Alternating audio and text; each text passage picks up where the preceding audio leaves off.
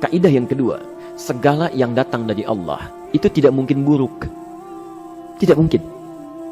Kenapa kita diminta untuk taat dengan mutlak? Karena segala yang datang dari Allah pasti baik. Ya, pasti baik. Karena Allah menurunkan segala maslahat sesuai kebutuhan kita. Cuma manusia kadang-kadang, menginginkan sesuatu dengan pikiran pendeknya yang bukan kebutuhannya. Al-Baqarah 216.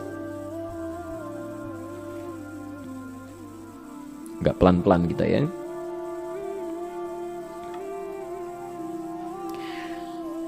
Bapak Ibu kalau diminta milih, pilih motor, pilih mobil. Pilih motor, pilih mobil. Kalau sebagai manusia biasa pilih motor, keterlaluan itu. Umumnya akan memilih mobil. Akan memilih mobil umumnya. Tapi kadang-kadang kita menginginkan sesuatu yang tinggi, menurut Allah itu bukan kebutuhan kamu. Kebutuhan kamu itu motor. Ya. Keperluan kamu motor. Kalau kamu punya mobil, sulit nantinya. Gangnya sempit, mesti bikin garasi, anggaran bertambah, dipikirin juga. Capek.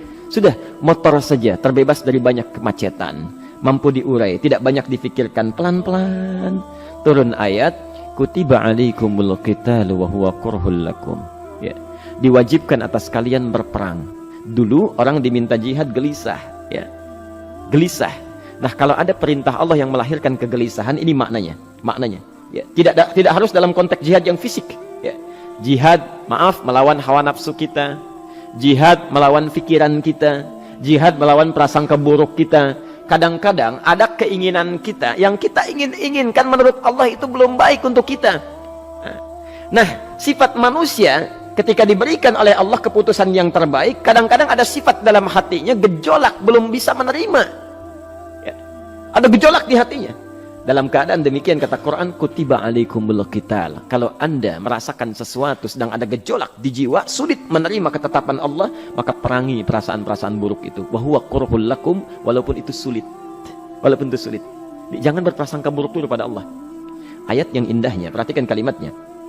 Asa an takrahu syai'an fahuwa khairul lakum. Boleh jadi Anda tidak menyukai sesuatu, di balik itu ada kebaikan-kebaikan besar yang Allah sedang rencanakan. Ya. Karena pikiran kita pendek, maunya sekarang saja. Tapi subhanallah, Allah sangat panjang, tidak ada batasnya. Allah memberikan maslahat sampai kamu meninggal, ini maslahatnya. Kamu berpikir sekarang saja.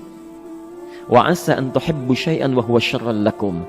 Sedangkan boleh jadi di balik yang kita sukai ada keburukan yang sedang menunggu kita di depan ini, kamu tidak tahu. Ya. Apa logikanya? Wallahu ya'lamu. Allah tahu masa depan yang akan terjadi menimpa kita. Wa antum la ta'lamun. Sedangkan kalian tidak bisa membaca masa depan. Ya. Saya punya adik perempuan datang lalu meminta doa. Kak, saya ingin tes katanya. Ya, di salah satu bank. Kemudian sudah pada tahap akhir yang menurut hitung-hitungan manusia dan perkiraannya insya Allah lulus, karena tidak ada alasan apa-apa lagi untuk tidak meluluskan. Baik, bismillah kita berdoa. Tapi doa kita seperti dibimbing oleh Quran, tidak minta dunia saja, ya. Jadi dunia baik, Al-Baqarah 201, Rabbana atina fid dunya wa fil akhirah, ya. Dunia minta baik, akhirat minta baik. Tapi aturan dunia dan akhirat ini jangan disebandingkan, rugi. Dunia itu kecil, ya, akhirat lebih besar. Dunia itu kecil. Makanya diatur di Al-Qasas, ya, ayat 77 sampai 78 itu. Aturannya wabtaghi fima atakallahu daral akhirah wa la tansa nasibaka minad dunya. Minta seluas-luasnya akhirat, tapi dunia jangan berlebihan. Ya. Sekedar mencukupi kebutuhan kita saja. Ya. Pakaian, Bapak Ibu sekalian, ya, kita beli pakaian sesuai kebutuhan saja, jangan berlebihan. Ya. Cukup ketika kita akan sholat, layak, indah dalam pandangan Allah. Ketika kita akan bermuamalah, bagus, tidak mengecewakan orang lain, sudah. Maka waktu selebihnya, ketika kita mencari sesuai kebutuhan, waktu selebihnya bisa digunakan untuk memperbanyak ibadah. Tidak banyak energi terbuang, uang juga terbuang, tenaga juga terbuang. Bayangkan kalau keinginannya macam-macam.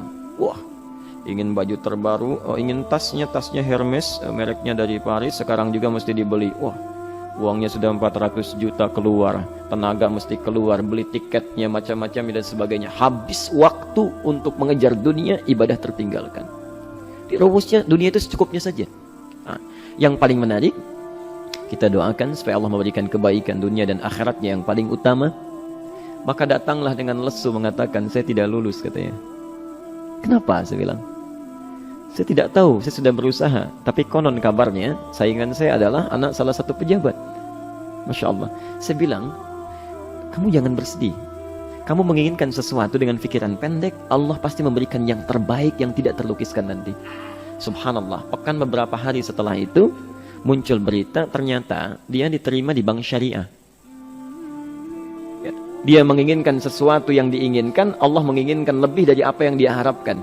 Dikasih bank syariah, di situ terjaga, meningkat keagamaannya, terjaga hijabnya, segalanya, dan disitulah kemudian diarahkan untuk menemukan jodohnya. Masya Allah. Dia berpikir saat itu Allah merencanakan masa depannya. Ya. Jadi apa yang Allah sudah rencanakan pasti baik, Pak, Bu.